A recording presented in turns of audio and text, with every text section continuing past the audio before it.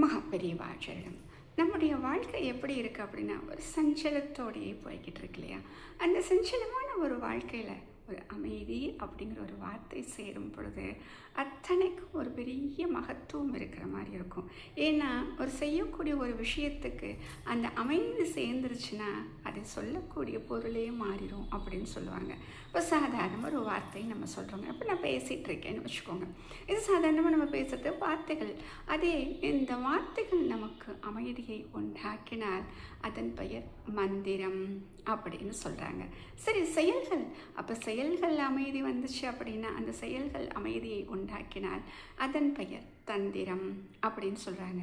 சரி, ஓசை நம்ம சதா கேட்டுட்டு தான் இருக்கோம். ஆனால் எல்லா ஓசையும் நமக்கு அமைதி கொடுக்குறான்னு கிடையாது. எந்த ஓசையானது நமக்கு அமைதியை உண்டாக்குகிறதோ அது இசை அப்படின்னு சொல்கிறாங்க. அதே போலத்தான் நாம் அந்த பார்த்து கொண்டே இருக்கிறோமே, அந்த பார்த்துட்டே இருக்கிறதுனா நம்மளுக்கு ஏதாச்சும் அமைதி இருக்கான்னு கிடையாது. எப்பொழுது அந்த பார்வையில் நமக்கு அமைதி கிடைக்கிறதோ அதன் பெயர் தரிசனம் அப்படின்னு சொல்கிறாங்க.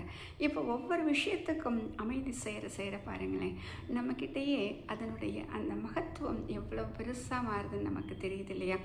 அதே போலத்தான் இந்த அமைதிங்கிற வார்த்தை சேர ஒவ்வொரு விஷயத்திற்கும் ஒரு பொருள் மாறிக்கொண்டே இருக்கிறது. சரி, இதெல்லாம் சொல்லிட்டோம், ஓசையை சொல்லியாச்சு, செயல்கள் சொல்லியாச்சு. அதே போலத்தான் இன்னும் ஒரு விஷயம் இருக்கிறது, அமரும் நிலை. இந்த அமரும் நிலையில் கூட நமக்கு எப்படி உட்காந்து நமக்கு அமைதி கிடைக்கும் நம்ம சொல்கிறோம் இல்லையா? அதற்கு நம்ம என்ன சொல்கிறோம்? யோகா அப்படின்னு சொல்கிறோம். சுவாசம், எந்த ஒரு சுவாசம் நமக்கு அமைதியை உண்டாக்குகிறதோ அப்படி அமைதியை உண்டாக்கினால் அதன் பெயர் வாசி அப்படின்னு சொல்கிறாங்க. பார்த்தீங்களா? உட்கார்றதுக்கு, பார்க்குறதுக்கு, அடுத்தது கேட்குறது. மனசு, அந்த மனசு எப்படி இருக்குங்க? சதா எதையாச்சும் நினச்சிக்கிட்டே இருக்கா? அந்த மனம் கூட அமைதியை உண்டாக்குமானால் அதன் பெயர் தியானம். பார்த்தீங்களா?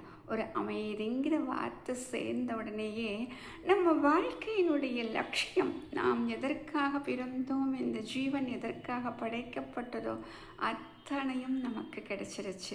ஆக ஒரு நாளைக்கு ஒரு தடவையாச்சும் இந்த அமைதியை சேர்த்து எல்லாவற்றையும் செய்யும் பொழுது நம்முடைய இந்த பிறப்பானது முழுமை பெற்று விடுகிறது. நாமும் இந்த பிறப்பின் மகத்துவத்தை அறிந்து கொள்ளலாம். மகாபெரியவாச்சாரியர்.